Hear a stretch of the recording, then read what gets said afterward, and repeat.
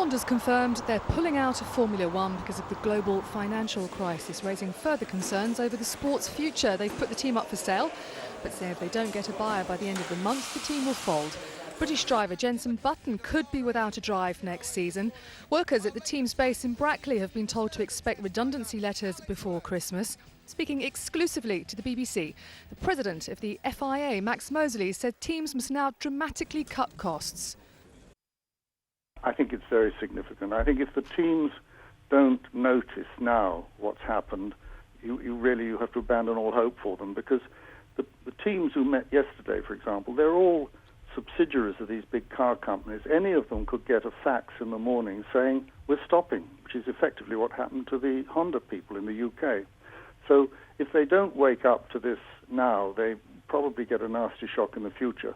But our job, that's to say the FIA's job, is to take action to make sure that won't happen. And that's why we've sent out a letter this morning to all the teams setting out what we intend to do to get the costs right down.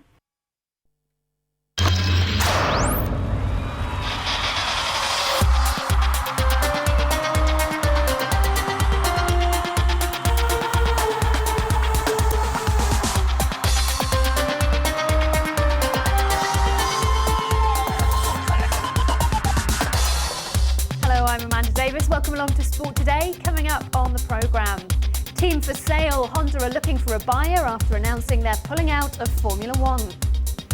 Calamity James strikes again to end Portsmouth's UEFA Cup dreams on a night where 6 teams make it through to the knockout stages. And back on tour, but only halfway there, England's cricketers arrive in Abu Dhabi as they await a decision on the India Test Series. Hi, thanks for joining us. The chief executive of Honda's Formula One team, Nick Fry, says there's been interest from 3 potential buyers after their announcement to quit the sport next year.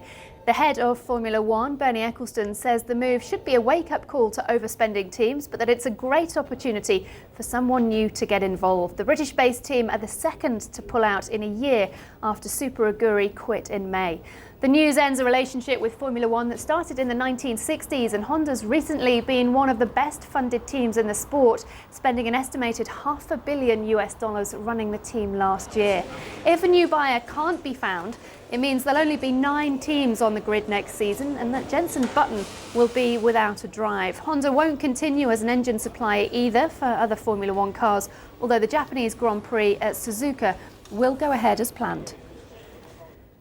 It's also a big shame for Honda, because I have no doubt that team would have been running certainly in the top 4 next year without any problems. And they've spent a lot of money, in fairness, to put themselves in that position.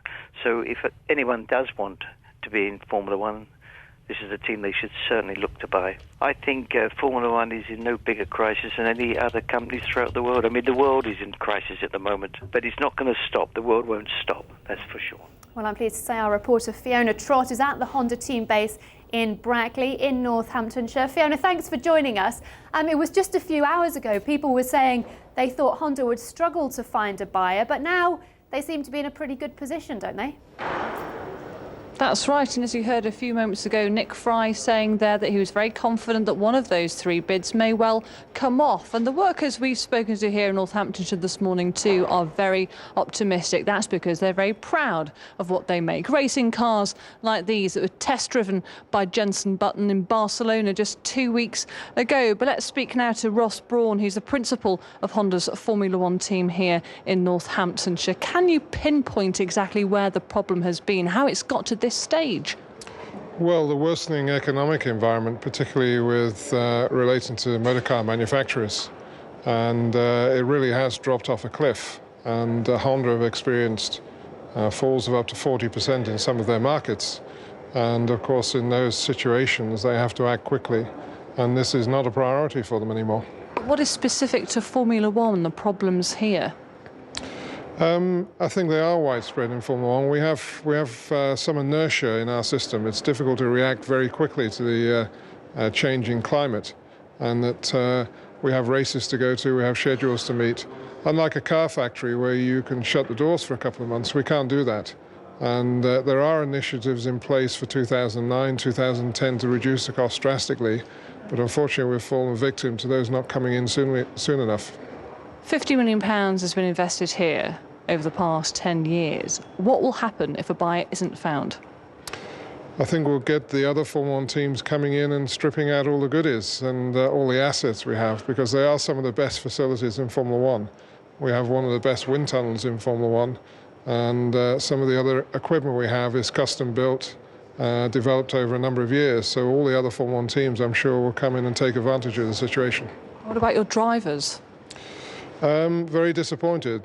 They've had to endure the pain of last year for the gain that was going to come this year, and so they're both deeply disappointed. But they're like our employees, they're absorbing the news, and Jensen is here this afternoon, and they're optimistic like the rest of us we can find a solution.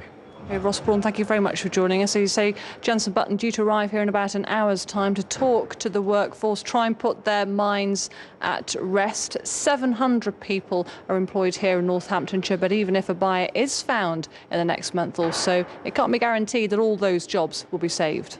Fiona Trott for now. Thank you, everyone. The second biggest car maker in Japan, Honda, is pulling out of Formula One racing. It says worsening business conditions means it simply can't afford to run the team next season. But the head of Formula One says there are now several potential buyers who could keep team racing at the highest level. Honda's Formula One racing team becomes another victim of the economic downturn. Honda's involvement in Formula One racing goes back to 1964, and their first Grand Prix win came the following year, but they finished next to last in the Constructors' Championship standings during the last season. They say it's not performance on the track that's led to the pullout from Formula One, though. It's rising operational costs in the current global financial crisis. The head of the company said he was very disappointed and apologised to fans. The business conditions surrounding Honda has been worsening very quickly due to the deepening of credit crisis and the sudden contraction of the world economies brought on by the subprime problem in the US. Honda have reduced production of cars for the consumer market and cut jobs because of falling sales. To help protect this, their core business, they say they're open to selling the Formula One team, and several potential buyers have already expressed interest. But how easy would it be to clinch a deal in the present climate? It's difficult, particularly in this environment. But I think those people that take these opportunities in this environment are the ones that come out the other side on top. So I think there is every chance. For now, though, motor racing has been dealt a blow. The head of the sport's world governing body, Max Mosley, had warned that Formula One would be unsustainable if teams didn't cut costs. Today, this was his reaction to Honda's withdrawal. I think it's very significant. I think if the teams don't notice now what's happened, you have to abandon all hope for them, because the teams who met yesterday, for example, they're all subsidiaries of these big car companies. Any of them could get a fax in the morning saying, we're stopping. Honda pulling out means that if no buyer materialises, there'll be a depleted Formula One grid of just 18 cars and an increasingly anxious sport. Mike Aldridge, BBC News. In New York, Greg Wood. In other tough news, though, Honda is talking to 3 potential buyers for its Formula One team after it announced that it's pulling out of Grand Prix racing. Honda, the number 2 car maker in Japan, says it must make cutbacks because of falling sales. Our sport news correspondent Adam Parsons has more. Today available for immediate purchase, the Honda Formula One team, complete with factory, cars, drivers and ambition. Honda have spent hundreds of millions of pounds building this team. Now they seem prepared to give it away for nothing. The announcement came in Tokyo. The reason? The burning effect of the credit crunch. Motor racing is simply too expensive to justify for this company. The team's management arrived at work today with one purpose: to find a new owner. This isn't just about motor racing. Hundreds of jobs are at risk here. But the team's chief executive says 3 potential bidders have already emerged. Clearly, we expected budget cutbacks. Frankly, we didn't expect, Honda to pull out of this. So there was an initial shock, but management's job now in difficult times is to do the best job for the 700 employees. So we really are now focused on the future. So why is modern Formula One so very expensive? Well, it's all about these, the bespoke racing cars produced by each team. Remember, in Grand Prix, a fraction of a second can mean the difference between winning and coming nowhere. So to that end, colossal sums are spent on designing and refining every element of this. And that's why budgets have gone through the roof. But most people in this sport now agree that the expenditure is simply out of control. The head of World Motorsport agrees, adamant that Formula One's finances need to be reined in quickly and drastically. I think it's very significant. I think if the teams don't notice now what's happened, you have to abandon all hope for them, because the teams who met yesterday, for example, they're all subsidiaries of these big car companies. Any of them could get a fax in the morning saying, we're stopping. But Honda's other problem was performance. Results have rarely lived up to expectation. Last year, just one top 3 finish. Honda have just not come up to the plate, and they haven't really been in any way successful. From the glory days of the late 80s and 90s, where they dominated with Senna and with Prost, to recent years where they've won 1 race in 3 years. Even Jordan, we won 3 races with Honda. They are a sensational company, but they've lost their way. Their star driver is Jenson Button, and this lunchtime he came to the team factory to talk to staff, as anxious as anyone to know if this troubled team has a future. Top stories on Sky News today. The Formula One boss, Bernie Ecclestone, has told Sky News that the sport needs more financial regulation if it's to survive. It follows Honda's announcement that it will withdraw from F1 unless it can find a buyer. Well, the news that Honda has put its Formula One team up for sale could have big repercussions for the world of motorsport. But are other teams potentially at risk of collapse because of the global downturn? And what will this mean for the future of the sport? Well, Eddie Jordan is the former boss of F1 team Jordan Racing, joins us, as you see, from Wentworth. Eddie, a very good morning to you. How much of a surprise was it to you to learn that Honda were folding? Initially it was a big shock, and that was based upon some of the decisions that Honda themselves had made by hiring Ross Brawn, by reconfirming the contracts with Button and Barrichello, and they were indications to me that these people had made a decision to continue. So it was a surprise, of course, and I think it was a surprise to the industry as a whole. Yeah, I suppose whatever those decisions at a tactical level, the appointment of staff, they didn't work, did they? Because this was a team which only had 1 win in 3 years. Well, they have been floundering, there's absolutely no doubt. When you compare to the unbelievable successes that they had in the late 80s and the early 90s, they virtually were unbeatable. And the whole emphasis of their marketing strategy within Honda was based on success and racing. That was in their blood.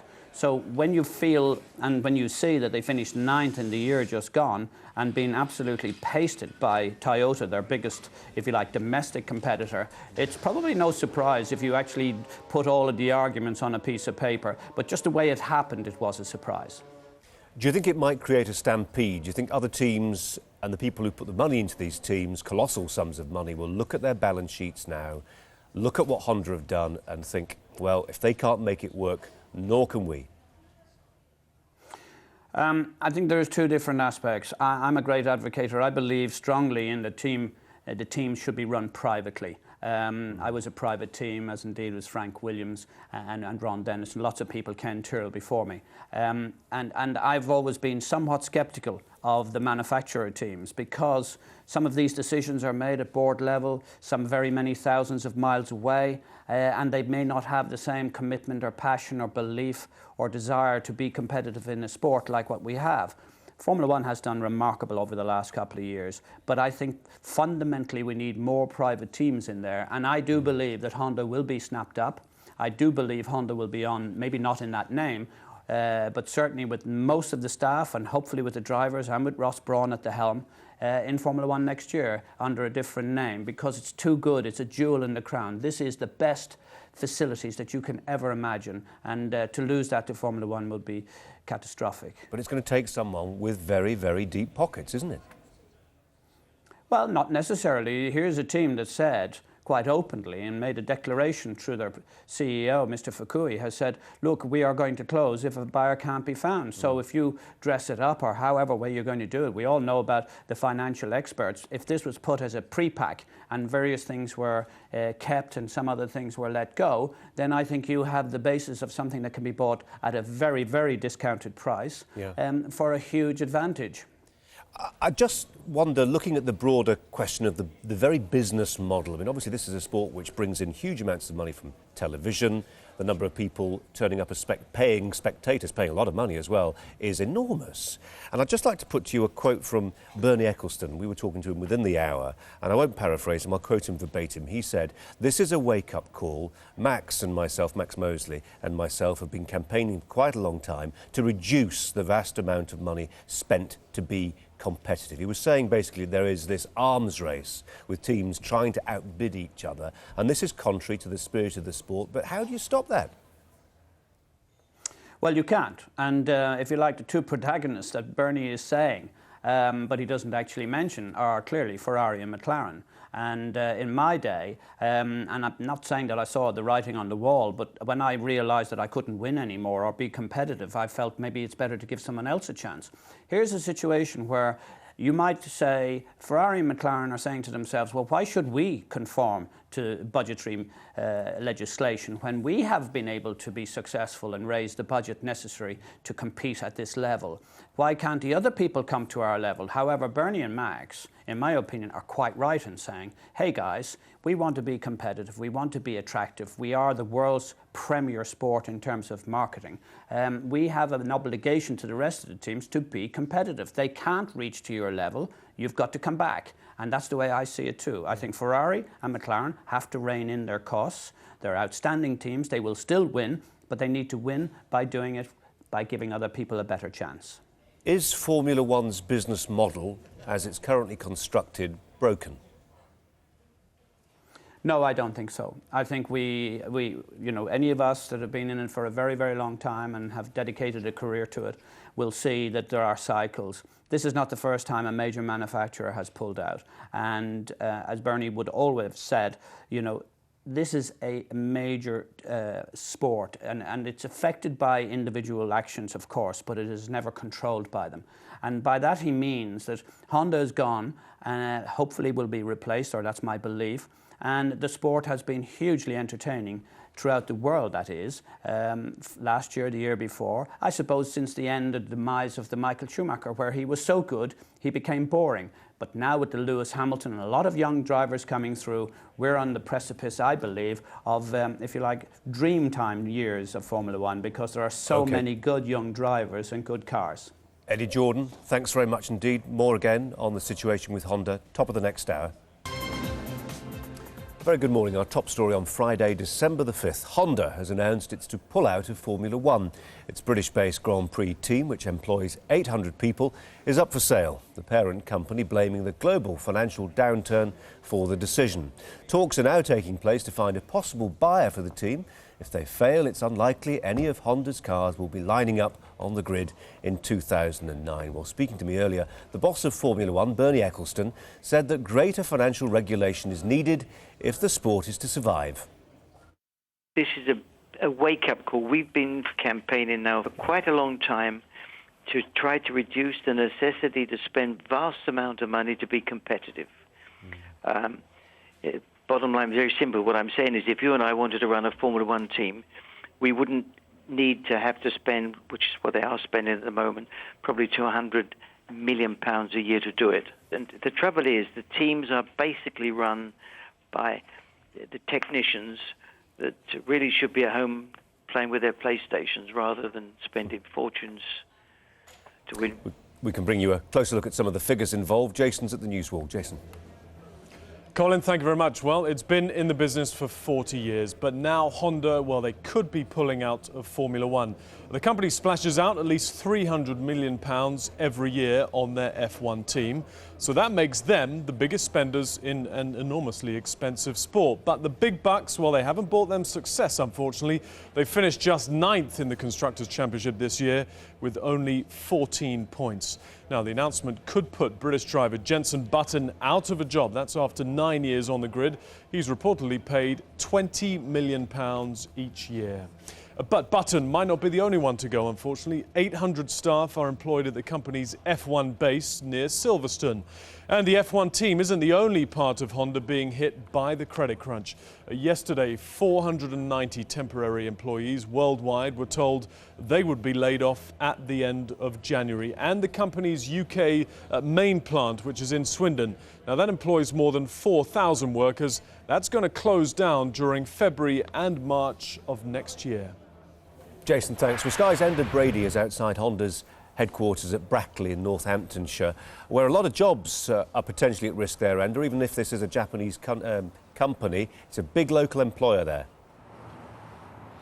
It is. It's a very large employer here in what is a small market town in one corner of Northamptonshire. The problem is 700 people based here on this very site. They're all going about their jobs today. They've got Formula One cars in there. We've seen them. They're working on different components and, you know, at the moment they're continuing as if they are going racing on March 29th in Australia for the start of the Grand Prix season. It's a very, very difficult morning. I think Honda, Jenson Button, Rubens Barrichello, they've known some very tough opponents on the track, but as it turns out, none tougher than this current global economic downturn. We spoke earlier this morning to the team principal, Ross Brawn, and he said really this is a business at the top end with great facilities and great people. They just need someone to come in now and buy it. We can hear now what Ross Brawn told us earlier this morning.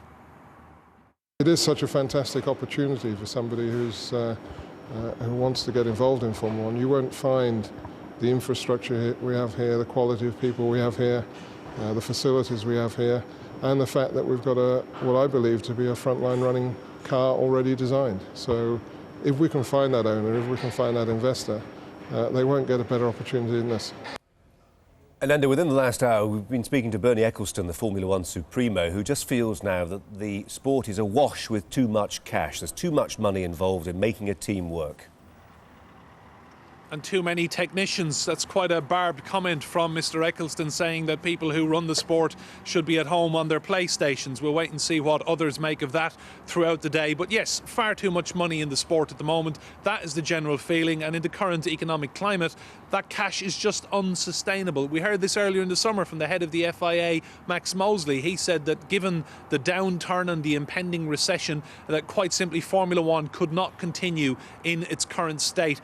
Earlier this morning we spoke to the Honda chief executive Nick Fry, and he said that progress has been made in recent days, just where they would basically agree to run their teams at a fraction of what they had been spending. It's still an awful lot of money, and that now is the headache for Honda. They need someone with very deep pockets to come in who can commit to running this team, putting these two cars on the grid, paying those drivers and taking on this enterprise, and that is going to cost somewhere in the region of £300 million per season. It's a colossal amount of money in these current very difficult economic times. I understand Jenson Button will be here in the next hour and a half or so. He has specifically asked to come down to the workshop today to speak to the Honda mechanics, the guys who put him on the grid, who look after him when he travels the world racing for them, and he will be offering words of support, and we hope to hear from Jenson Button in the next couple of hours here on Sky News.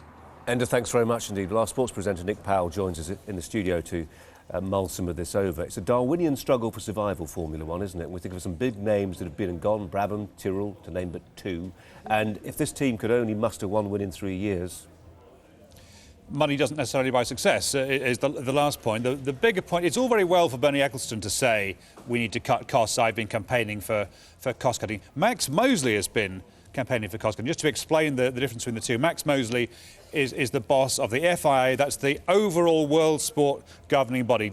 Doesn't run Formula One, he runs motorsport, the overall regulatory body. Bernie Ecclestone, he's the man who runs Formula One. It's his baby, has been for so many years. Max Mosley's been saying for a long time, we have to cut costs, otherwise the effect could be cataclysmic in Formula One. But not enough has been done by Formula One itself to do anything about that. Constant rule changes.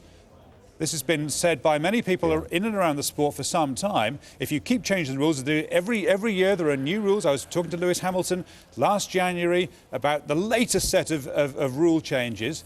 That all costs money, and this was going to happen. The fact that it's now happened, the point was made when Andy was talking just now. This isn't the first, and you've said as well, not the first team to go under, but this is the biggest spending team deciding they can't anymore afford Formula One. And this at a time when the number of cars on the grid was already down from 22 down to 20. Now we're talking about 18, unless a buyer can indeed be found, as Nick Fry has been suggesting this morning, the boss of Honda. Things are getting serious. And you wonder at what point it stops being viable, don't you, really? I mean, if another team, as is rumoured, follows Honda out of the door, if they carry on at this rate, it does stop being viable. This is exactly what Max Mosley has been saying. It's precisely what Max Mosley has been arguing for all the things that have been going wrong in his life over the last year or so. On this point, he will say, well, I did tell you so. So in its current form, it's not viable. And they will have to rein things in, as Bernie Ecclestone, as he was saying earlier on to you. We will have to rein in the costs. It can be made viable. It will be made viable. It's too big a cash cow if correctly handled, and if you don't waste money on stuff that you don't need to spend money on, then you're okay. So they will find a way. Formula One isn't going to collapse, but it's going to have to tighten its belt considerably and alter the way it does things and change the way it does its rule changes in a way that doesn't lead to ever escalating costs, which is what's happened over the last few years. OK, Nick, thanks very much indeed. Pull out of Formula One as a belt-tightening measure, but where does that leave the rest of the multi-billion-pound industry? Well, earlier I spoke to the head of Formula One, Bernie Ecclestone. I began by asking him what lessons could be drawn from Honda's experience. Well, I think this is a wake-up call. We've been... both Max and myself have been campaigning now for... That's Max Mosley. Yeah, for quite a long time to try to reduce the necessity to spend vast amount of money to be competitive. Bottom line, very simple. What I'm saying is if you and I wanted to run a Formula One team, we wouldn't need to have to spend, which is what they are spending at the moment, probably £200 million a year to do it. And that's what the whole point is. And the trouble is, the teams are basically run by the technicians that really should be at home playing with their PlayStations rather than spending fortunes to win races. I mean, what they've done is magic. It's when you think that with the lap times, these guys are sort of less than a half a second apart, and their cars built in completely different parts of the world. It's quite extraordinary they can do things like that. I mean, Formula One is more advanced than building aeroplanes, to be honest with you. Yeah. But it's the cost of doing it, and it's not necessary because the average guy in the street doesn't care how many cylinders the car's got and doesn't know, or what the capacity of the engine is, doesn't care and doesn't know. So we're in the business of entertaining. We should be building race cars to race, and it should be a World Drivers' Championship. Yeah. I mean, you just wonder, don't you, whether fundamentally the business model is broken. I mean, it's expanded hugely this past 10 years and more. The television rights receipts are enormous. The numbers of spectators that turn out is colossal. And yet these companies just aren't, these teams just aren't breaking even. No, worse than that. I mean, they lose a lot of money. It's simple. They're just spending too much. Yeah. How can you actually regulate to stop them doing that, though? I mean, you know, if they've got the money to burn, they'll carry on burning it. Well, we hope that we are in a position where we can stop them. I mean, in the end, this is all driven by technical regulations. And as soon as we get those... Well, the trouble is we've been running Formula One as a democracy for too long. And it's the people that are inside the government, if you like, in the democracy, that really and truly like to do what they're doing rather than what's good for business. It's a bit like the banks today. I mean, the world is in trouble today because the banks haven't been regulated. Well, I tell you what, if you want to make a parallel, I mean, it's already been suggested that what's happened in Premier League football is one. There's been a massive expansion in clubs, in a sense, betting on future success. You could argue that's what Honda have done, couldn't you? I mean, and the success hasn't been there. One win in 3 years, and they'd bet the house. Yeah, I mean, you'd have to look at it and say, they've had a good reason to say why they're leaving. But if you look at it, I wonder if they'd have been third in the championship this year and fourth the year before, whether they'd have reached the same decision. I mean, they're eighth, and I suppose the board are sitting there listening to stories that they've heard for the last 6 years that they're going to win the World Championship the next year. So I suppose it's got a lot to do with it. But the terrible thing is that probably this car for next year, they probably would have been in the top 4 without much trouble. What do you think the prospects of Honda being bought are? Well, I think it's okay. I think there's a number of people out there that have shown a lot of interest. From any particular part of the world? Strangely, in 2 particular areas, but anyway. Yeah. I'm dealing, in fact, when I put the phone down from you, I'm going to have to speak to somebody about that. Oh, right. Presumably you can't tell us any more about that. No. It does sound quite interesting. OK. Just one thought on the idea of the technology. I mean, you're absolutely right when you say that, you know, the levels of technology brought to bear here are comparable that with which keeps a jetliner in the sky. Are we saying goodbye to all that, some of those extraordinary technological innovations? No, what we're trying to say to the engineers, which are brilliant, is do all these things, come up with the ideas, but try to remember the cost. I mean, when you consider Honda got 700 people working there to put 2 cars on the starting grid, it's a little bit cranky, to be honest with you. OK, Bernie Ecclestone with an important call to make. We'd love to know what comes of it. Thanks very much indeed, Bernie Ecclestone there. Thank you. The news that Honda, arguably one of the most celebrated teams in the history of motorsport, at least recently, is scrapping its F1 team has raised questions over the future of the sport. In a time of increased economic pressure, can other Formula One teams survive, or will more follow Honda into forced retirement? Well, Andrew Vanderberg is editor of Autosport, and Andrew joins us now here in the studio, as you see. Did this catch you by surprise? The timing maybe, but the announcement itself, not particularly. Honda's had a difficult couple of years, results-wise, coupled with the downturn in the car market. You know, they all added up to this announcement we had earlier this morning. What do you think is the principal cause? Is it the fact that their sales in the last quarter of their production cars were down by, 41%? Yeah. Or is it the fact that over the last 3 years they've had 1 win for a huge outlay? Well, I mean, the economic situation gives them the perfect excuse to pull the plug on what had been a pretty disappointing return for a marque that had enjoyed so much success. You know, go back to the Senna era in particular. Yeah. But you know, still a big shock, especially as things were looking quite good for them in the coming season. Ross Brawn, the architects of Michael Schumacher's 7 world titles, his first car for them, new rules which they were looking pretty well set to, you know, take a big step forward. Now the whole plug's been pulled on it. Let me just quote to you the words of Bernie Ecclestone on this programme within the last hour and a half or so. He said, "This is a wake-up call. Max Mosley and myself have been campaigning for quite a long time to reduce the vast amount of money spent to be competitive." Yep. He suggested that some of the technicians who are involved in putting these cars together might be better advised to spend their time at home on their PlayStations. Well, you know, a team like Honda would have upwards of 600, maybe even 700 people producing 2 cars for a season, looking at budgets of 300 to 500 million. It's an extraordinary amount of money, and the way the economic situation is at the moment, untenable.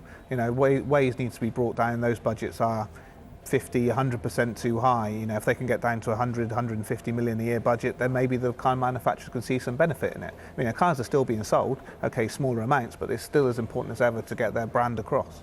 We've got wrapped up a bit in the politics of Formula One, and there's more to discuss on that matter, but let's just think about some of the jobs that are potentially to be lost here. I mean, 600 to 800 actually that Honda employ in Northamptonshire, plus obviously the usual ancillary spin-offs. Absolutely. I mean, these guys aren't mechanics. They're closer to rocket science than old-fashioned. No, they're incredibly qualified, you know, mathematicians or physicians. And they've earned a lot of good money over the last Good few money, years. yeah. I mean, the team is saying that it's really wants to sell. You know, it's given itself 6 weeks to 3 months to try and find a suitable buyer for the team.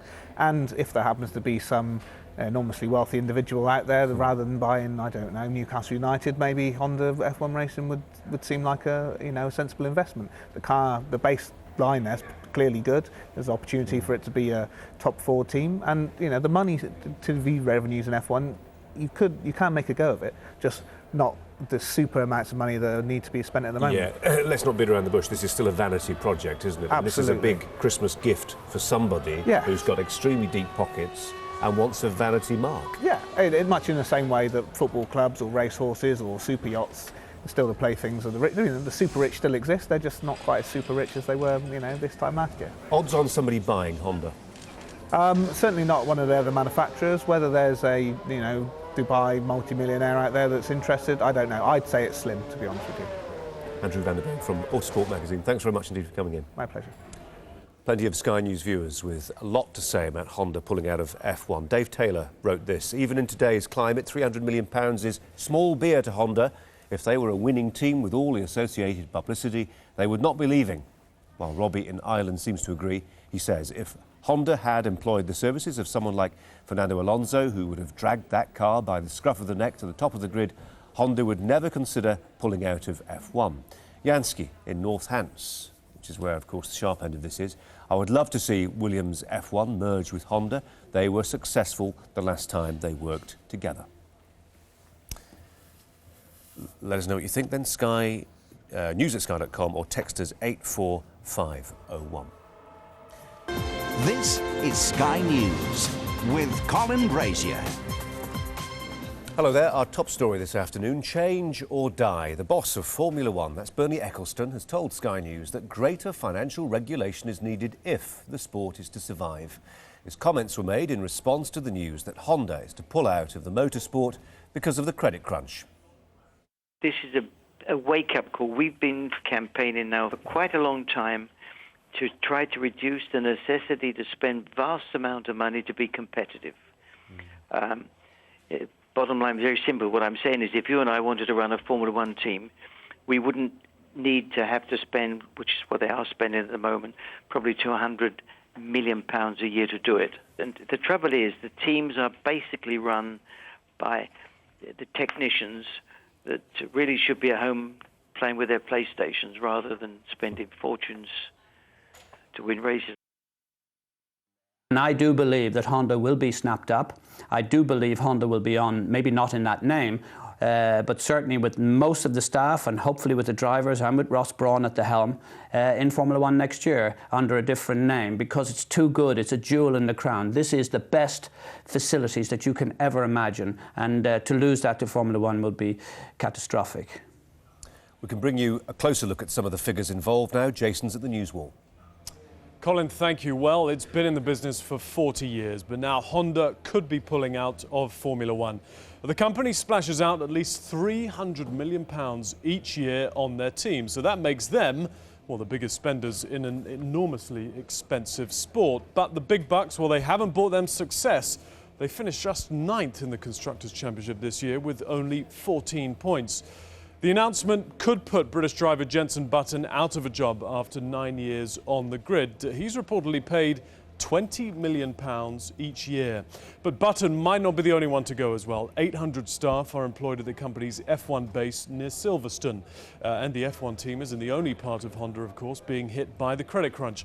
Yesterday, 490 temporary employees worldwide, well, they were told they would be laid off at the end of January. And the company's UK main plant in Swindon, which employs more than 4,000 workers, that's going to close down during February and March of next year. Jason, thanks very much indeed. Well, Sky's Enda Brady is outside Honda's headquarters at Brackley in Northamptonshire. Some pretty worried people there, one imagines, Enda, but will they really lose their jobs? Well, that's the big question here today, Colin. Speaking to all the mechanics, we're actually inside their workshop now. This is what they do. This is what they do for Jenson Button and Rubens Barrichello. And everyone really will be wondering just what the future holds here. And one thing that, you know, just looking around here, the memorabilia and what we've spotted, just look what's on the wall here behind me. That's what they will very much be hoping won't happen. They want to see everyone again. They want to be back racing very, very shortly. The F1 season kicks off March 29th in Australia, Australian Grand Prix, and they really want to have this car on the grid. It's going to cost an awful lot of money. They need a new buyer. These are very, very difficult times indeed for world motorsport, for Formula One in particular. Earlier this morning we spoke to Ross Brawn, who is the team principal here at Honda. He's an exceptional character. He's one of the best brains in Formula One, and he really sees all of this as being very, very attractive for a prospective purchaser. We can hear now what Ross Brawn told me earlier this morning. It is such a fantastic opportunity for somebody who wants to get involved in Formula One. You won't find the infrastructure we have here, the quality of people we have here, the facilities we have here, and the fact that we've got what I believe to be a frontline running car already designed. So if we can find that owner, if we can find that investor, they won't get a better opportunity than this. The essential arithmetic, though, Enda, is that, last 3 years they've had one victory. It's not good enough. No, one victory in 3 years, just simply not enough. Not enough points on the board in the season just gone. 14 championship points in total, 3 from Jenson Button, 11 came from Rubens Barrichello. Not enough. Honda were 9th of all the point-scoring teams. Only 9 actually got points in the last championship season. So really, not enough performance on the track. But from speaking to people here this morning, from Ross Brawn, the team principal, to the chief exec, Nick Fry, they point out that a huge amount of work has gone on behind the scenes here. They're into year 1 of what is a 3-year plan put together by Ross Brawn. And he really feels that this machine, which they were desperately hoping to get onto the grid in Australia and onwards from March of next year, would be sufficient. The engine inside it, I'm told, is much better than anything they've had here before. And the feeling was that melding, Jenson Button's ability on the one hand with the engine in this machine, they could really go forward and do something next year and the year after. But to do that now, they need a very wealthy individual to step forward, because keeping this thing on a grid, and its other car as well, is somewhere in the region of £300 million a year. It's a colossal amount of cash, but as I understand it, investigations are already underway here to try and find that elusive buyer who can really save this team. Enda, thanks very much indeed. Well, our sports presenter Nick Powell joins us here in the studio. Enda was saying there's always somebody who's willing to say it was just about to turn right. Every team that's, not just in Formula One, every team there ever was, we were just about to turn the corner. And it may have been, it may not. We may indeed find out. In Ross Brawn, they've got a technical genius, if ever there was one, who was behind the Ferrari success for many years. So it might be that there's a dream result to this, that somebody who might have wanted to buy into a football club decides that this is available. Let's try our hand at Formula One, saying that Ross Brawn's there. Keep Jenson Button on, and suddenly they do get it right in Jenson Button's career, which is now under very serious threat indeed, because of the reduced number of teams on the grid who might now be looking for a spare driver. We're down to 18 on the grid. So his career is under threat. What today's news is a chance for Max Mosley, the man who runs the overall governing body, to say, I told you so. I've got here a letter that he wrote to the teams on the 20th of October, and he said, the teams are spending more than their incomes. As a result, independent teams are now dependent on the goodwill of rich individuals, while the manufacturers, like Honda, depend on massive handouts from their parent companies. There is now a real danger that in some cases these subsidies will cease. This could result in the reduction of the number of competitors, adding to the 2 vacancies we already have. This is 2 months ago. He saw this coming. He warned it was coming. A lot of people have been saying for a long time the constant rule changes in Formula One, which we've seen virtually every year, inevitably lead to a reduction in an increase in costs, and not enough has been done by the people who run Formula One, including Bernie Ecclestone, to force teams to cut their costs. The move is now being made to offer the teams a standard engine, if they want it, made by Cosworth. The deal is that if 4 of them sign up this month, by a date in this month, then the price will be set at a certain level, much cheaper. It means a standard engine. The team don't have to sign up to that. They can make their own engine made to those specifications. But the problem for all this is that if you end up with the same engine for everybody, which some people would like to see, a large part of the raison d'etre for being in Formula One, for teams like Renault, who are still in there, and BMW, you lose the chance to say, we are the people at the forefront of motoring technology, so buy our car to drive up and down the motorway. I'll tell you what, I'll take a copy of that letter from you, because I'm going to be interviewing Max Mosley a little later on. That might be quite useful. Nick, thanks very much indeed. Good afternoon. The President of Motorsport's world governing body, Max Mosley, has promised to push through cost-cutting measures to safeguard the future of Formula One. Today's announcement that Honda are pulling out follows consistent warnings from Mosley that the sport was heading for a financial crisis. Mosley's FIA has been in negotiations with Cosworth, who will now provide teams with a low-cost engine option from the season after next. Mosley believes this will ensure the sport has a long-term future. Teams will pay around £5 million a year for the engine. Last season, Honda spent nearly $300 million in total, an outlay they say they can't afford in the current financial climate. Jenson Button could find himself without a team next season. The company say they're willing to sell the team if a buyer can be found by the end of the month, and they're optimistic that'll happen. Formula One is still a great spectacle. It's up there. 600 million fans a year watch Formula One. It's up there with the Olympics. If you have a global product that you want to advertise, it's still the best. And we've got to remember that. As I say, we've had 2 or 3 global players contact us already who are interested in a top-level team. And it's going to be tough, but I think there's good reason for hope for the future. Nick Fry of Honda will be talking live to Max Mosley in just a couple of minutes' time here on Sky News. So Honda has decided to get out of Formula One, saying the global downturn means it's put its core business first. But might others follow? Max Mosley is the president of the FIA, Formula One's governing body, joins us live, as you see, from Newcastle. A very good afternoon to you, Max Mosley. Let me just begin, if I may, by quoting your words from a letter to the Formula One Team Association back in October, in which you said, manufacturers' teams depend on massive handouts from their parent companies. There is now a real danger that in some cases these subsidies will cease. This could result in a reduction in the number of competitors. You were right. I think that's exactly what's happened, and of course it's very unfortunate that that we've had a credit crunch coinciding with vastly excessive expenditure which was going on already before the present economic problems occurred. If that expenditure is excessive, what can be done to curb it? Well, there are a number of measures. It'd be difficult to do very much for 2009, but we've been talking to the teams about doing everything that can be done. But for 2010, we can make a huge difference because we can go right through the chassis, eliminating all sorts of items that cost a lot of money but don't bring anything, are not visible to the public at all. On top of that, we can provide a powertrain, we now know, for about 7 million euros, so about £5 million, and that will be about less than a tenth of what the current cost. So we can get the cost down from the current £200 million plus down to about £30 million, at which point the income from television and the income from sponsors covers it, and you don't need these huge subsidies from the car industry.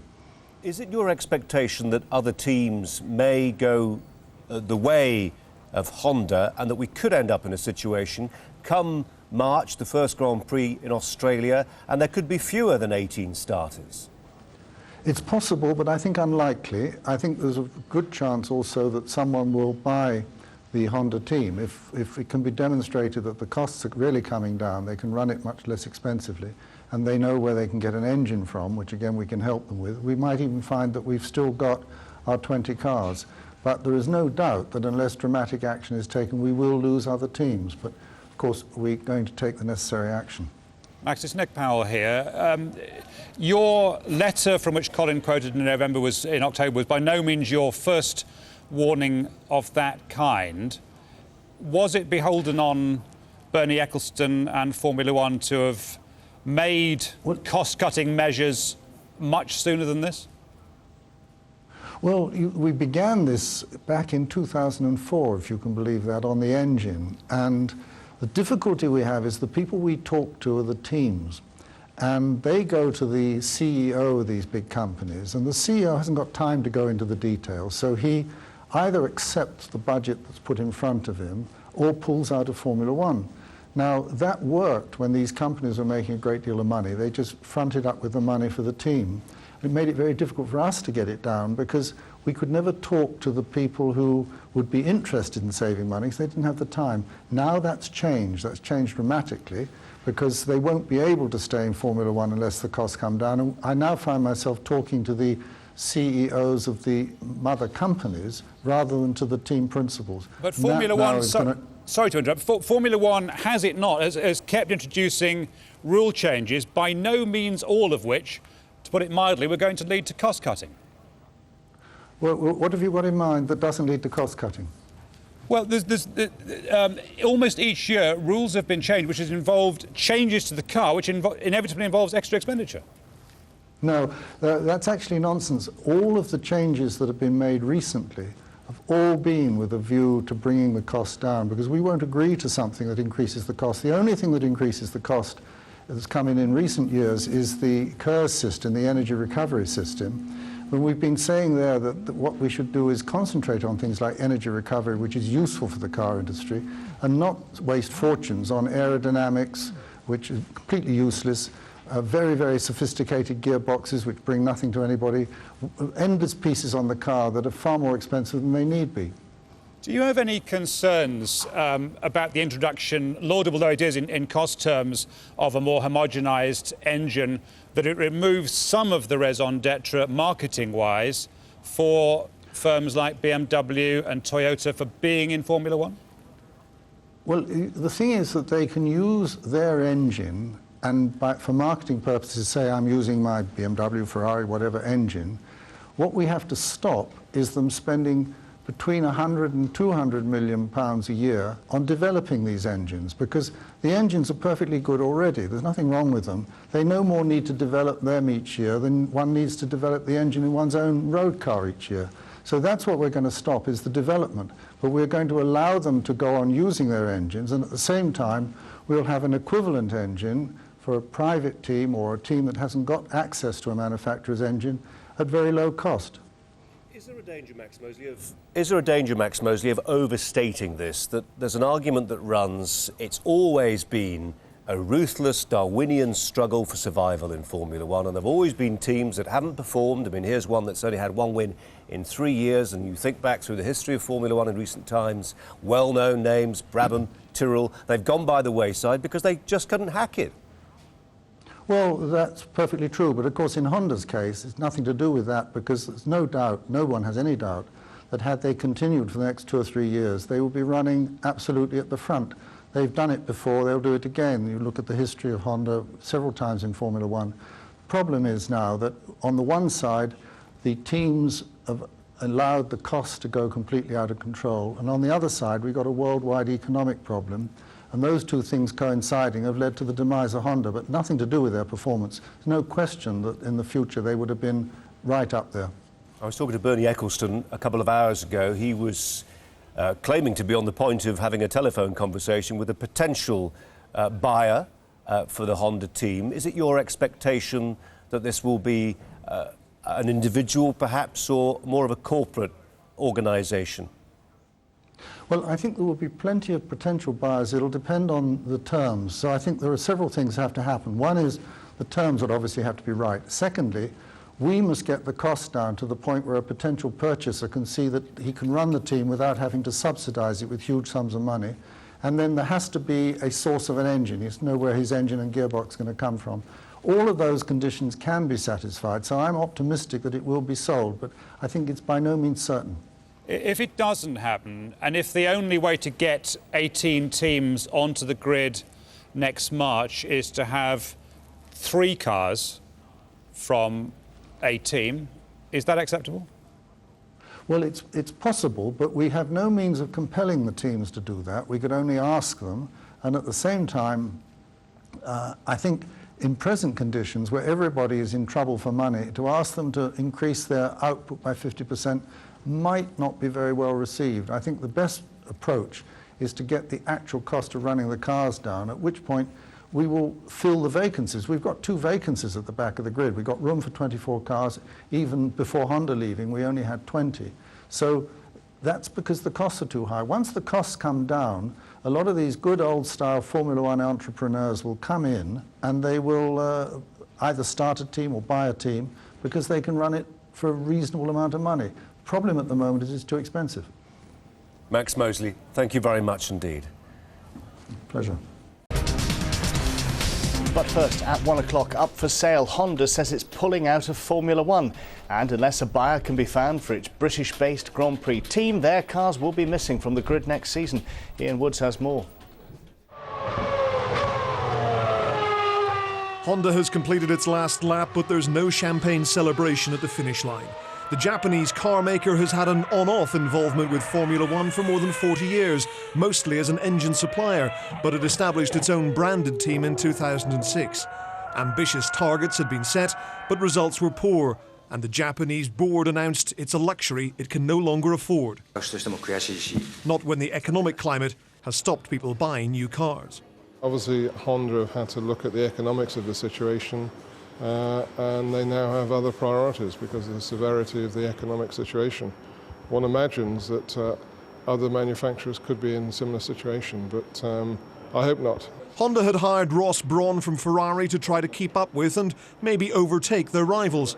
But the man who runs the sport says technical geniuses are spending way too much chasing success. The trouble is the teams are basically run by the technicians that really should be at home playing with their PlayStations rather than spending fortunes to win races. Teams had already agreed to trim their budgets for next season. Now motorsport bosses want them to be slashed. We can go right through the chassis, eliminating all sorts of items that cost a lot of money but don't bring anything, are not visible to the public at all. We can get the cost down from the current £200 million plus down to about £30 million, at which point the income from television and the income from sponsors covers it, and you don't need these huge subsidies from the car industry. If a buyer for Honda cannot be found, there'll be 2 fewer cars on the starting grid, and hundreds of jobs are at risk in Northamptonshire where the team is based. We are trying to respond very quickly to the economic situation, and hopefully all the Formula One teams are going to have a secure future. We've got to find a way of seeing ourselves through the next couple of years, which undoubtedly, for everyone, are going to be a bit tough. Around £20 million of the budget goes on driving talent like this. Not Jenson Button's best manoeuvre, but his response to the news was to come to the factory to offer moral support to his colleagues. Both Honda and Bernie Ecclestone say they're talking to potential buyers, but investors will have to have deep pockets and not mind losing. The team won only one race in the past 3 years. Ian Woods, Sky News. Enda Brady is outside Honda's HQ at Brackley in Northamptonshire. It ain't cheap, Enda, so what chance of finding a buyer?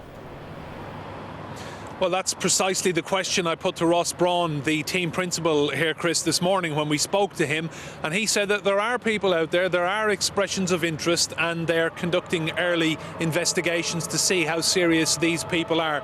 Right now, I can tell you Jenson Button is inside and he is basically talking to all the team members. They're having a briefing before he then comes down to the mechanics workshop to speak to engineers and all the mechanics who make him what he is, a very, very good driver.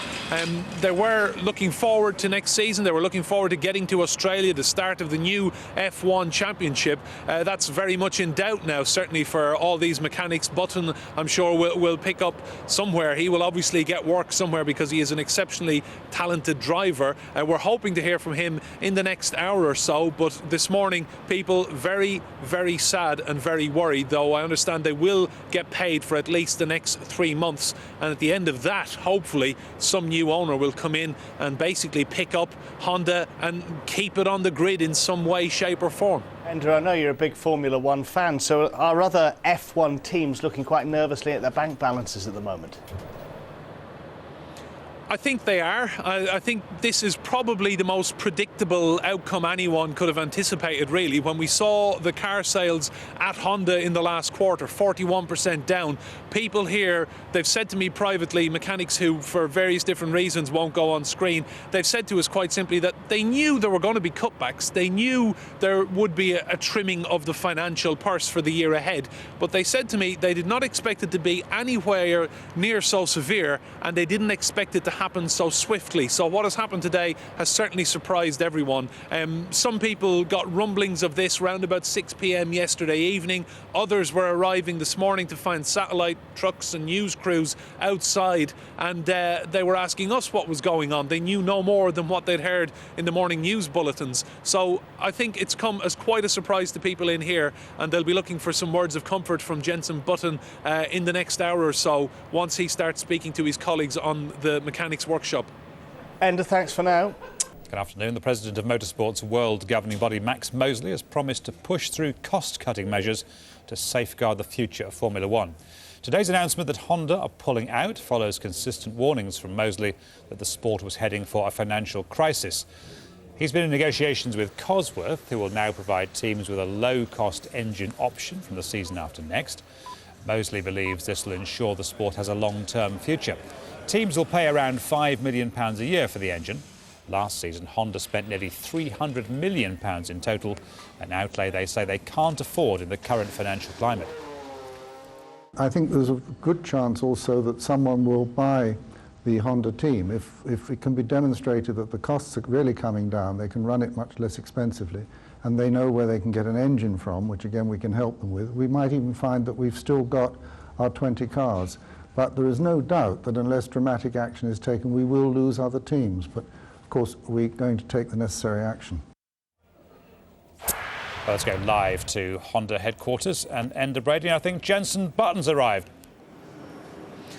He has, Nick, yes. In the past hour or so, Jenson Button has arrived. He's currently in a meeting with his mechanics and engineers and everyone else in the Honda team. He's speaking to them and basically offering words of support to see where they go from here. So a big day for Honda, waiting to find someone who can step in and basically pick up the tab and pump cash in and get them on the grid in Australia at the start of the F1 Championship come March of next year. I have with me Chris Aylett, who's from the Motorsport Industry Association. Chris, you've heard the comments from Bernie Ecclestone today about the sport being run by technicians who he believes should be at home on their PlayStations. His words, not mine. What do you think of that? Well, I think that the sport is one of the great engineering challenges of the world, and those technicians have made part of the spectacle. But probably where it's gone wrong is that there hasn't been an upper limit on the technology. I think those who created this fantastic sport of Formula One believed that it would probably self-level. But actually the budgets have just flown in the last few years because the competition is so intense. Just 2.5 seconds, you know, from the front of the grid to the back of the grid, and it's a technical challenge. So technicians are going to spend money to find new technology. It's an expensive challenge. Can it be made cheaper? Well, in fact, it's great value. That's why it attracts all these sponsors. So in a funny way, although it is expensive, you're getting 350 million people tuning in to watch it. So to sponsors, it's proved to be good value. What's got to happen now, because the world's changed, is to make sure that the value is even better. We're fighting for marketing space. It's advertising space. It's happening in newspapers, on TV around the world. So of course it's got to change. In that sense, Formula One has to change. What other teams will be looking at what's gone on here today and will be thinking, could we be next? I think every team on the grid for the last 6 months has been looking at the sponsors that they have, the future of those sponsors. They recognise we're in a marketing change. Budgets are going to be really, really hard. And what motorsport must do, Formula One and all the other series, is just got to make sure that the price tag that is attached to the sponsors that are coming to the sport is really good value. And they're beginning to do that. This Max Mosley new limited engines, good idea, keep the cost down and lower the bar so that we attract more people to come into race. Okay, Chris Aylett from the Motorsport Industry Association, thank you very much. We're here inside the mechanics garage at Honda, and in the next hour or so we will be hoping to speak to Jenson Button himself to get his reaction to the news. Enda, thank you. Straight to Honda headquarters and Jenson Button, their driver, along with Rubens Barrichello, in last season's not very successful campaign in Formula One, offering what words of mutual sympathy he can with staff at the headquarters in Brackley and Northamptonshire. He, of course, the most high-profile person to lose his job, but there are, of course, hundreds of others who are also affected by this, and he, like them, hoping that a buyer will be found for the team. The hope is that it'll happen within the next few weeks. Time is relatively short before the new season opens in March. I think Enda Brady is still with us in Brackley. Are we expecting to hear something from Jenson Button shortly, Enda? Hoping so, Nick. It's been a very difficult morning for Jenson Button and everyone else here at Honda. He arrived here round about an hour ago, drove himself up to the team HQ in his Honda. He got out. He didn't speak to waiting reporters on the way in. He went off for a team briefing. He has been talking to Ross Brawn, the team principal, and that has lasted the best part of the last hour. And we've seen Jenson just walking around the mechanics workshop here on the shop floor, as it were, talking to the guys who put the cars together, who look after the engines, who do everything to make him the success that he is on the grid. And he's just offering some words of support and comfort now to people as they try and find a way forward. But as Ross Brawn said to us earlier this morning, this is a marvellous facility. They have brilliant people. They have an excellent engine for next year. and they have in Jenson Button a very fine young driver with a great future.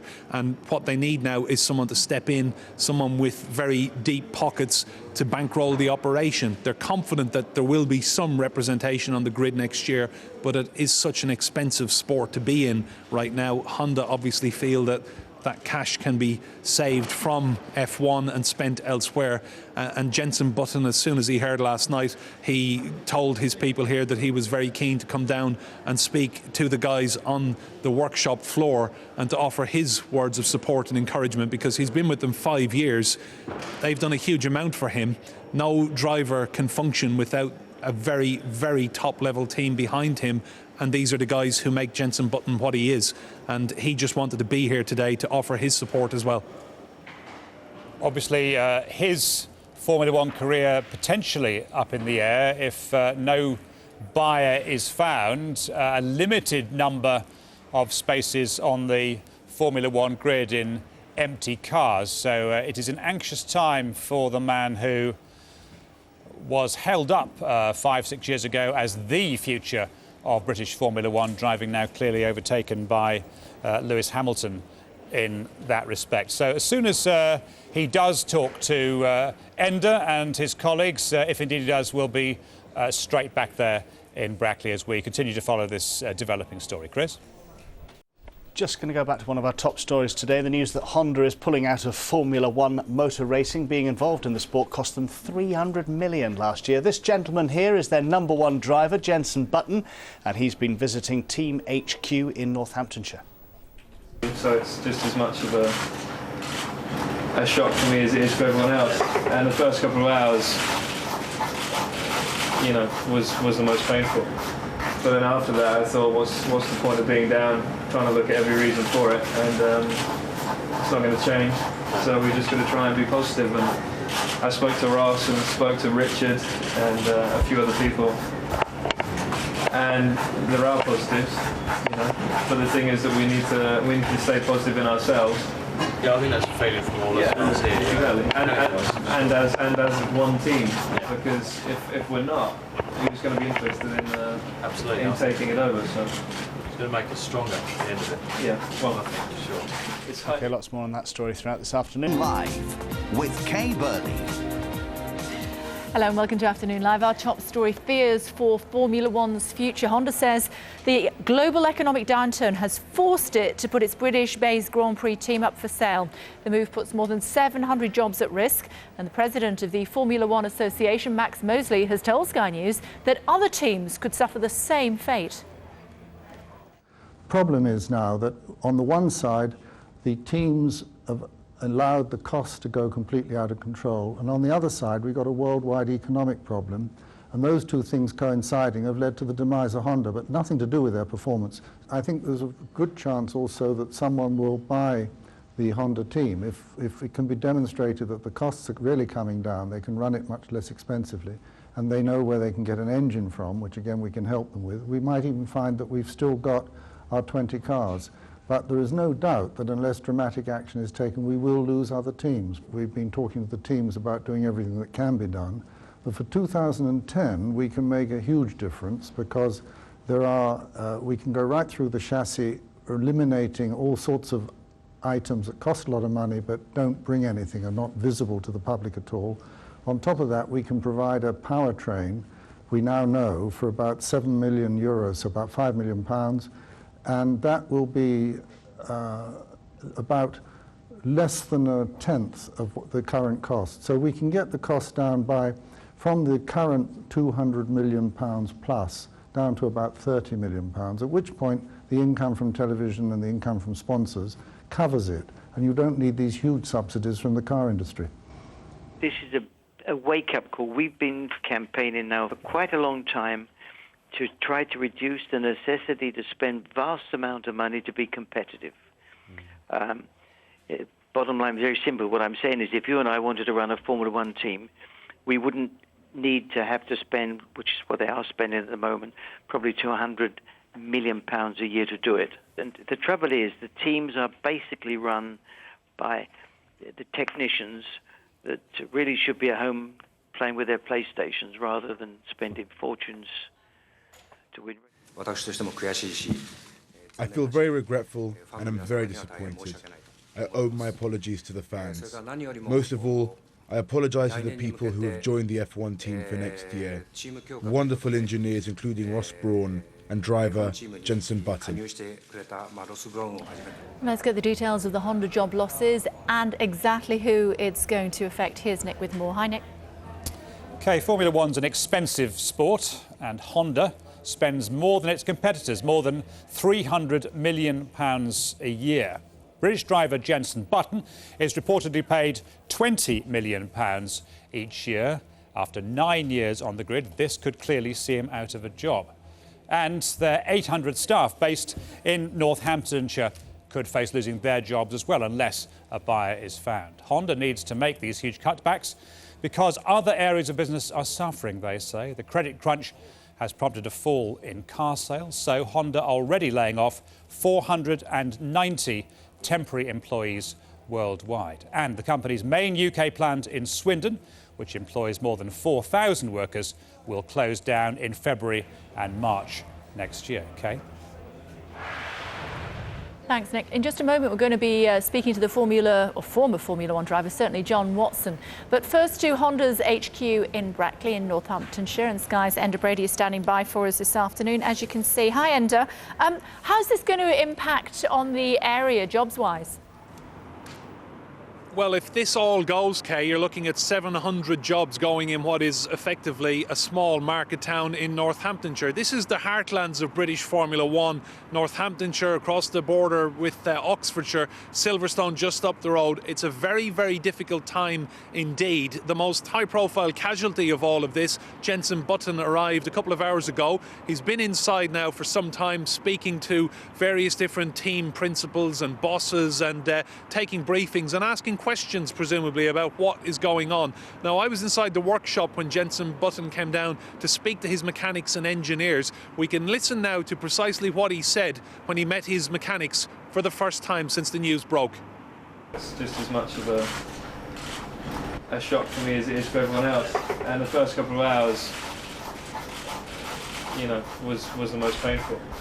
But then after that, I thought, what's the point of being down, trying to look at every reason for it, and it's not going to change. So we're just going to try and be positive. And this isn't because the team didn't do too well in the F1 season just gone, is it? No, there's a lot more to this than just success or failure on the track, Kay. If we look at Honda's figures, the last quarter sales figures, down 41%. That is absolutely huge. The cash that comes from the car sales funds the Formula One team. It's all the one organisation. As a result of that slump in car sales at Honda, they've had to basically change the working pattern at their Swindon branch in Wiltshire, where the bulk of their UK manufacturing is based. For 2 months of next year, they will be closed. So there are serious financial factors in all of this. And of course, Formula One, you need a colossal amount of cash to even be anywhere near competitive. £300 million a year Honda were spending on their F1 team, and obviously a decision has been taken at the very highest level of the car manufacturer that this is something that simply cannot continue. So it's available for purchase. We spoke to Ross Brawn, the team principal, this morning, and he told me that they have had interest already since news broke yesterday evening, and he says that they will be following that up today. He says they've got a marvellous facility here, extremely talented people, a great workforce and very, very good drivers. It is all there for someone to take on, someone with very, very deep pockets, Kay. Indeed so, and for now, thanks very much indeed. Well, the former Formula One driver John Watson obviously has strong views about this. He joins us now live from Oxford, as you can see. Hi, John. Thanks for joining us on Afternoon Live. Apparently, Honda spent more money than any other Formula One team for the 2008 season, but they only managed to finish, I think, in 9th place. They weren't spending their money that wisely, were they? Well, they were spending more because they didn't have a title sponsor. And other major teams in Formula One, think about Lewis Hamilton at McLaren Mercedes-Benz. They've got a very full sponsorship book, which helps offset some of these massive costs in running a Formula One team. So if you want to run something in the car that's all about ecology and deny your team potential sponsorship income, that's part of the reason why Honda had to spend so much money to keep the team on the road. How expensive is it to have a Formula One team? More than I can afford. And obviously more than Honda can afford as well. But having a lot of money isn't necessarily buying them success. Why do you think it is that they only managed 9th? I think going back over 2 years, Honda found themselves on the back foot, maybe in the technical developments that other teams were successful with. But they brought in Ross Brawn at the end of 2007, and Ross Brawn, of course, largely responsible for the great success at Ferrari for the previous 10 years with Michael Schumacher. But these changes don't occur overnight. There's a long-term plan involved. So Ross and the team, and he had to put into place a new team, and that team is now in place. And ironically, the Honda team, had they continued as a team for 2009, would most likely have been much better placed to pick up many more points, possibly get some podiums, and give Jenson Button, one of their 2 drivers, an opportunity to be competitive. Is it down to the technology or is it down to the driver? It's a combination. I mean, technology ultimately is what drives Formula One, and I think Bernie Ecclestone had some interesting views on that. But also the driver is very important. It's a partnership. I mean, a driver is only as good as the engineering, and the engineering is only as good as the driver. And again, referring to Michael Schumacher and Ross Brawn, that was, if you like, the perfect motor racing partnership. And that's what Ross was going to try and bring to Honda, to develop Honda technically, but also to enable their drivers to contribute in their feedback, their commitment to the effort that was being given by the team. Let's take it onto the wider Formula One stage now. And we were hearing from Bernie Ecclestone here on Sky News a little bit earlier on today, and he was basically saying it's too expensive for all the teams. And unless there are cost savings is what I want to say, but of course there's nothing cheap about Formula One, that there'll be more following Honda. Do you agree with that? Sure, but look, if people are given a salary, if you're paid £100 a week, and then somebody says they're going to give you £200 a week, you're probably going to go out and spend it. And motor racing is no different. If it gets extra budget from sponsorship or the manufacturer, they're going to go out and spend it. Spend it on the team, spend it on personnel, spend it on drivers to help that team become more competitive. But as I mentioned, money in itself isn't the key, but it's a very important part of it.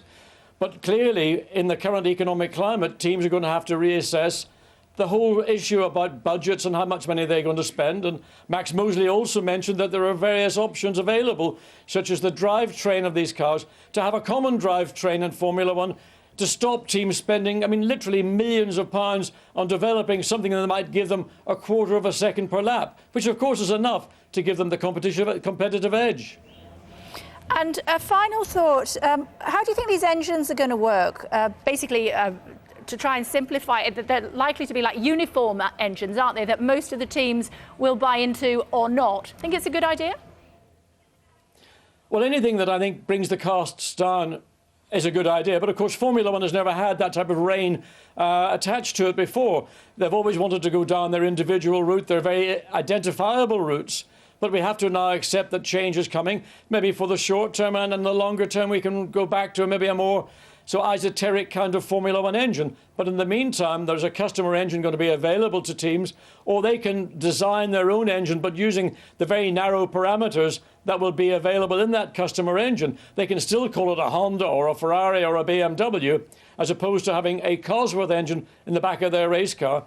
I think everybody's got a major wake-up call here today, and all I hope is that somebody will come along and see the opportunity that has been created by Ross and his colleagues at Honda, that this is a team that's worth saving, and we will see 20 cars on the grid in Australia next year. OK, John, thanks a lot for joining us. John Watson, former Formula One driver.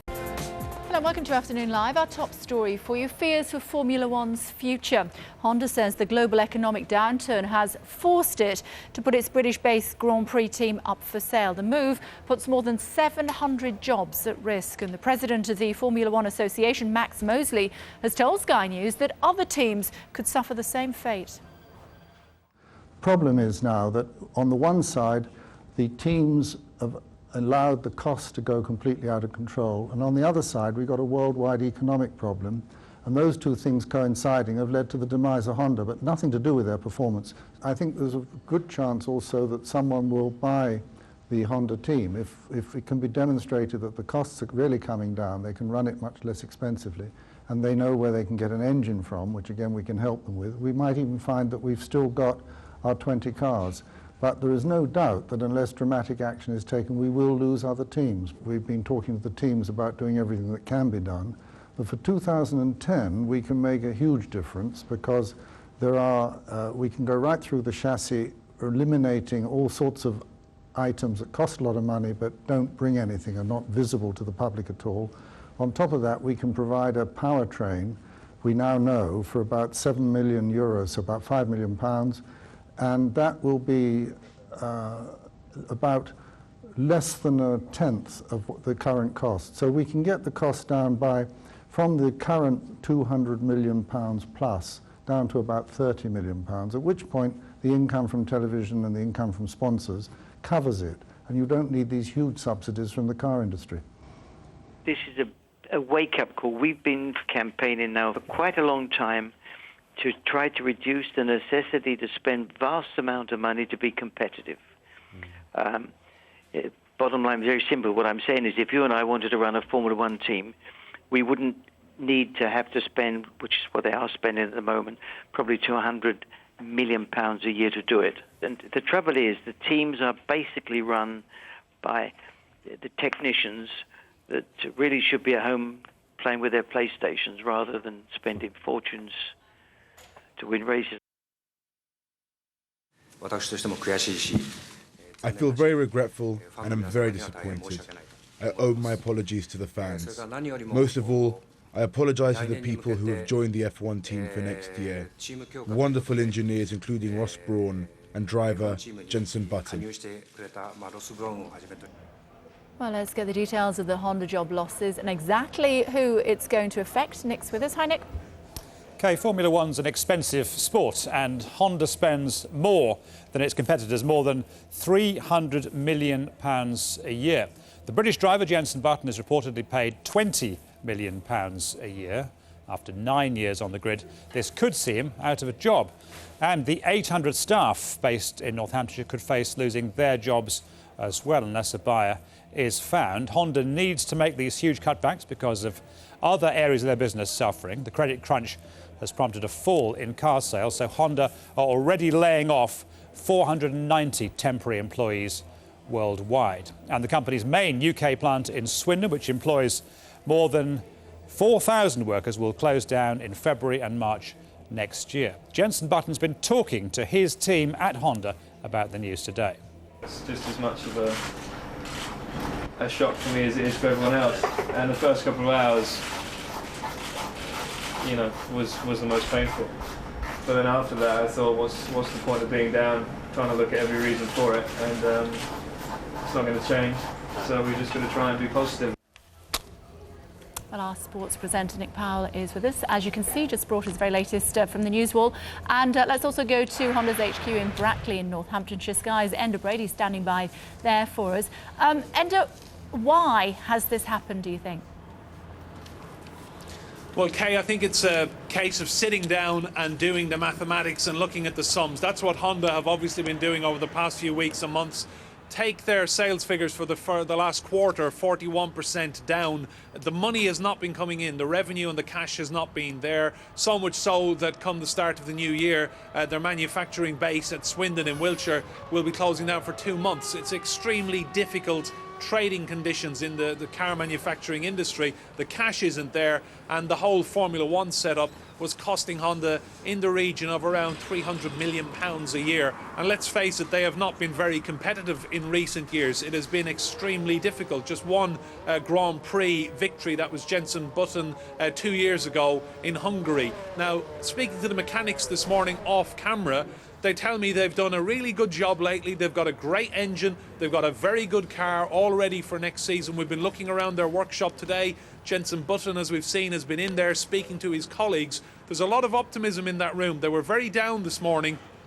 The driver came in, he had a good chat with them, and really the feeling is that this is a viable business. They've got everything anyone would need to be competitive in Formula One. They've got facilities, they've got drivers, and they've got a good car for next year. There is an element of confidence here, but they're just desperately hoping now that a wealthy investor steps forward in time, that this Grand Prix can actually happen, so that they will be in Australia in March and this Formula One team will be able to take part in some shape or form. But would it be under the Honda banner, or presumably if somebody else steps in, they'll want to promote their own brand? I think if someone is prepared to pump in the cash that is needed, Kay, and take this on as a going concern and make it work, I think they'll have their own livery, they will want their own name, they will have their own sponsors, something Honda haven't got right now. This is basically the future. If someone is out there with very deep pockets, they will certainly want, you know, all the sponsorship and all the advertising and the marketing that goes with this extremely expensive sport. I don't think they will want to step in and keep the Honda name going. It will be some big name who will want this for his own purposes. It's a tough time to be finding such a buyer, but having spoken to Ross Brawn, the team principal, this morning, he said that there are positive feelers out there, and he says these people do exist. And I asked him, where are they and will you find them? And he just said, look, they're out there and we will find them. So tough times, but right now Jenson Button just still in there talking to his colleagues and trying to put a positive spin on everything. Yeah, they're at the North Pole and they come down the chimney at Christmas. We'll see. Thanks very much indeed. And what do you think? Well, it can happen. I understand your scepticism, and of course it's what they would say even if there was nobody of serious interest on the horizon. And just to pick up what Enda was talking about there, it's not by any means impossible that a new buyer comes in, you come in with your millions, you say, well, I'll have some of that, and you end up with a burly Honda team. I mean, there's plenty of, if you like, double-barrel names. So Honda needn't necessarily disappear as a name in that team just because a new buyer comes in. We've seen, with the industry in Manchester City, for example, from the Middle East, there are people out there who, for their own reasons of marketing in the broadest sense, marketing a nation in some cases, have an interest in buying sporting franchises. We see it in American, indeed. We've seen it in American sport. We've seen it in Manchester City. So it's not impossible that somebody could say, well, Premier League's been done. There's not an option I fancy there. If we believe what Ross Brawn is saying, a man who earned a fantastic reputation, rightly so, at Ferrari as being the technical wizard to have in your team in Formula One. If he's right, if it is a case, as he puts it, the ball has been rolled along the edge of the penalty box, it just needs somebody to tap the ball into the net. If someone with money believes that, then who's to say it couldn't happen? Although the goalposts are about to move, aren't they, to continue the analogy? The goalposts are going to move. Max Mosley, who's the head of the overall motorsport governing body, doesn't run Formula One. He's in charge of the FIA, the World Motorsport Body, looks after the AA, it looks after rallying and so on as well. He's been saying for months and for years that this is going to happen, that costs need to be cut. So he's devised this scheme whereby the offer is there for the teams. If 4 of them take it up, they can have a Cosworth-developed engine, much cheaper than the current one, a homogeneous engine to use in the sport from the season after next. And the teams also have the option of developing their own engine, but along those lines. Okay. The idea being to save money. OK, Nick, for now, thank you. Now, let's update you on what's happening as far as Honda is concerned. The latest that we're hearing is the decision by Honda to pull out of Formula One, obviously shocking the motor racing world, and perhaps up to 700 jobs could be at risk up there in Northamptonshire. Let's speak to former world champion Sir Jackie Stewart, joins us live, as you can see. Hello, Sir Jackie, thanks for joining us on Afternoon Live. How shocked were you by the news today? Well, obviously, it's a very sad piece of news. I wasn't totally shocked because the economy of the world at the present time is in turmoil, and more than anything else, the motor industry is suffering than perhaps more than any other marketplace. Car sales are down sometimes as little as 30% and up to 70% in some car makers. So it's not altogether a surprise that one of the major car makers would withdraw from racing. And in the case of Honda, they haven't enjoyed a great amount of success, and therefore their bang for their investment has been relatively small so far. So I'm afraid it's a sad day for British motorsports industry, and of course not good for the sport in general. Jackie, it's Nick Powell here. Do the people who run Formula One bear some responsibility for not trying to cut costs more drastically, more quickly? I think at the end of the day, the financial aspect of it has its way of going round in the circle. And I don't think it needs regulation in most cases. Usually the marketplace allows for an economy to work at whatever speed that it can. When the cigarette companies, for example, were involved, everybody said, well, once the tobacco companies goes, the sport's going to collapse. Well, it just doesn't happen. What happens is you cut your cloth to suit your pocket, you adjust the way you go about your business. Sometimes it does sadly take job losses to do that, but other times it's backing off on technology itself. And I think you'll see the motor racing community adjusting to this new economy as well, and perhaps even faster than other industries. So Jackie, apparently Honda are reasonably confident that they could find another backer. How reasonable do you think that presumption is? I think that's going to be a difficult sell right now with the global economy, because basically it's usually someone who wants to be in the world marketplace, a global corporation in other words. And there's not too many of them around just now with the kind of money it would require, not just to buy the Honda racing team, but also to keep it running, to keep the technology up, to employ the number of people required in its present condition. So therefore it's not going to be an easy sell. But I wish them well. I certainly hope that were to occur, because we need the grid as full as it can be. But Formula One is an enormously successful package, probably the best of any in the world at reaching out to marketplaces. If you're a global company, Formula One is by far the most effective and the most cost effective. And I think that there will be people coming in, but whether they want to buy a racing team at this time is another issue. How do you view the employment prospects for Jenson Button if Honda is not bought?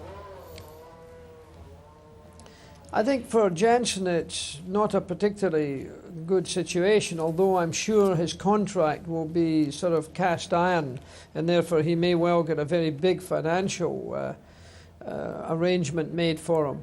The trouble is he needs to be in a very good racing team in order to be successful. McLaren have already got their drivers, so also have Ferrari. BMW are satisfied with their drivers. Most of the major teams are now set up with their drivers for 2009.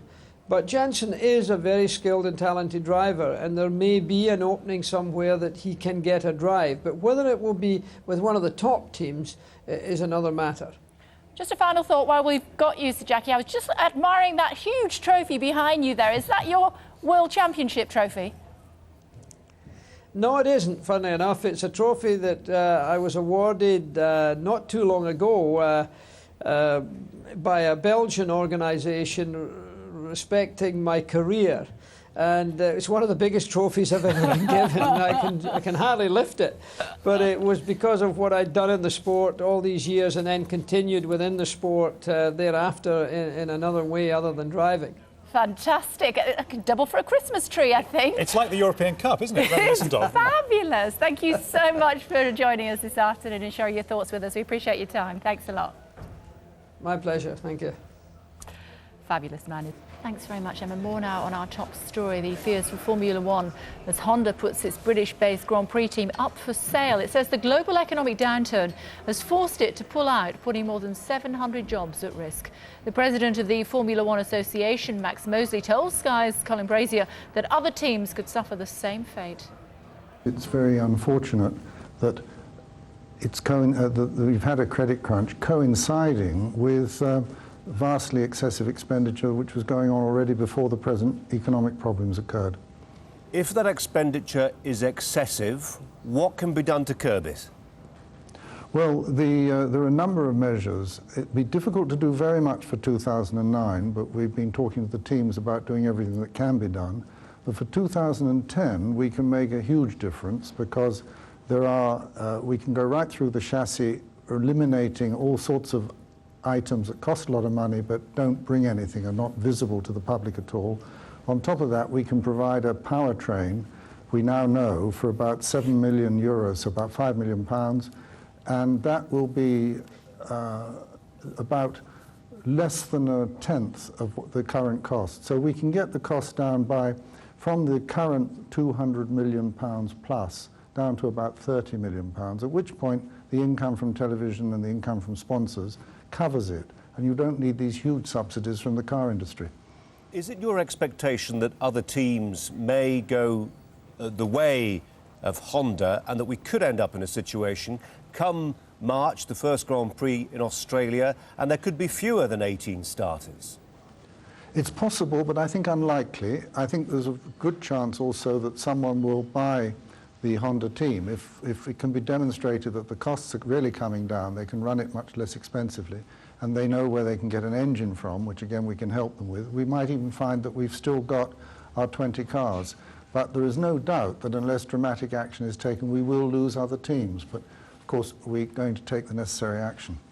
Is there a danger, Max Mosley, of overstating this? That there's an argument that runs, it's always been a ruthless Darwinian struggle for survival in Formula One, and there have always been teams that haven't performed. I mean, here's one that's only had one win in 3 years, and you think back through the history of Formula One in recent times, well-known names, Brabham, Tyrrell, they've gone by the wayside because they just couldn't hack it.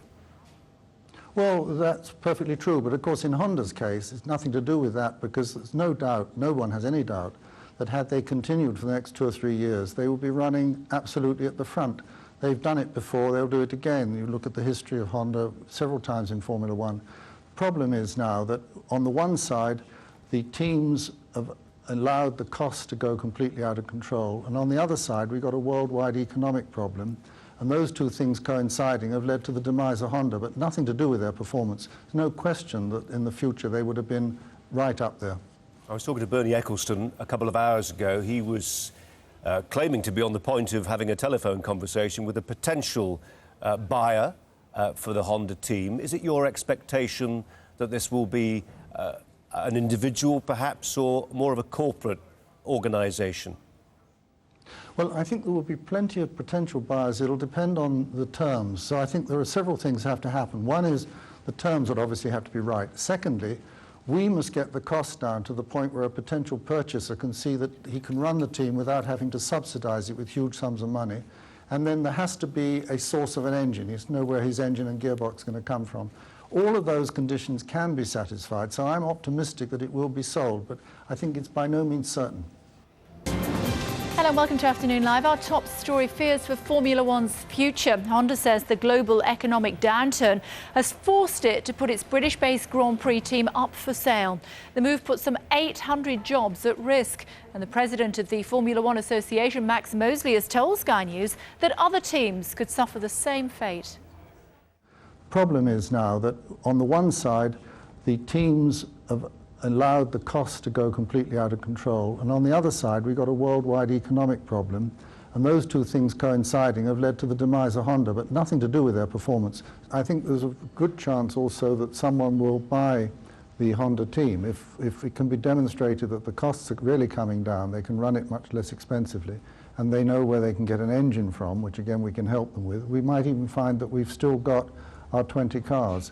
But there is no doubt that unless dramatic action is taken, we will lose other teams. We've been talking to the teams about doing everything that can be done. But for 2010, we can make a huge difference, because there are, we can go right through the chassis, eliminating all sorts of items that cost a lot of money but don't bring anything, are not visible to the public at all. On top of that, we can provide a powertrain, we now know, for about 7 million euros, so about £5 million. And that will be about less than a tenth of current cost. So we can get from the current £200 million plus down to about £30 million, at which point the income from television and the income from sponsors covers it, and you don't need these huge subsidies from the car industry. I think that's going to be a difficult sell right now with the global economy, because basically it's usually someone who wants to be in the world marketplace, a global corporation in other words. And there's not too many of them around just now with the kind of money it would require, not just to buy the Honda racing team, but also to keep it running, to keep the technology up, to employ the number of people required in its present condition. So therefore it's not going to be an easy sell. This is a wake-up call. We've been campaigning now for quite a long time to try to reduce the necessity to spend vast amount of money to be competitive. Bottom line, very simple. What I'm saying is if you and I wanted to run a Formula One team, we wouldn't need to have to spend, which is what they are spending at the moment, probably £200 million a year to do it. And the trouble is the teams are basically run by the technicians that really should be at home playing with their PlayStations rather than spending fortunes to win races. Well, let's get the details of the Honda job losses and exactly who it's going to affect. Nick has more at the news. Well, hi, Nick. Okay, Formula One is an expensive sport, and Honda spends more than its competitors, more than £300 million a year. British driver Jenson Button is reportedly paid £20 million a year. After 9 years on the grid, this could see him out of a job. And their 800 staff based in Northamptonshire could face losing their jobs as well, unless a buyer is found, of course. Honda needs to make these huge cutbacks because other areas of business are suffering. The credit crunch has prompted a fall in car sales, so Honda already laying off 490 temporary employees worldwide. And the company's main UK plant in Swindon, which employs more than 4,000 workers, will close down in February and March next year. Honda's management have expressed their regret for the situation. I feel very regretful and I'm very disappointed. I owe my apologies to the fans. Most of all, I apologise to the people who have joined the F1 team for next year. Wonderful engineers including Ross Brawn and driver Jenson Button. Nick will talk to us about this in more detail in just a moment or two. But first, let's take you to Brackley in Northamptonshire, headquarters for Honda. As you can see, Enda Brady is there for us this afternoon. What sort of impact is this going to have on the local community there, Enda? In this area, Kay, it will be huge. If Honda F1 were to go under with the loss of 700 jobs, it would have a huge impact on this local community. You're looking at a small market town. Everyone knows someone who works in Formula One around here, whether it's in Northamptonshire or over the county boundary in Oxfordshire. This is the heartland of British motorsport, really. You've so many teams all based in and around here, employing so many people. 700 here. I've spoken to a handful of them today who wanted to speak to reporters off camera, and they're absolutely gutted, if I'm honest, Kay, because they feel they've got an engine that can do things in a car that can go places next year. They know Jenson Button is an extremely talented driver, Rubens Barrichello, very experienced as well, and they feel that they were turning things round and that they worked very, very hard, and this is a real kick in the teeth for them. So today they've been doing their best to put on a brave face for the cameras, lots of reporters, media here, all asking the same questions. It has been a very, very difficult day indeed. Jenson Button himself wanted to come here today. He spoke to the people here at Honda early this morning and said he wanted to come down to the workshop and speak to the mechanics himself. He did that. We were there, and we can take a listen now to what Jenson Button was saying to his mechanics and engineers when he arrived at Brackley this morning. It's just as much of a shock for me as it is for everyone else, and the first couple of hours, you know, was the most painful. But then after that, I thought, what's the point of being down, trying to look at every reason for it, and it's not going to change. So we're just going to try and be positive. So, Enda, is this the end for Formula One and Honda?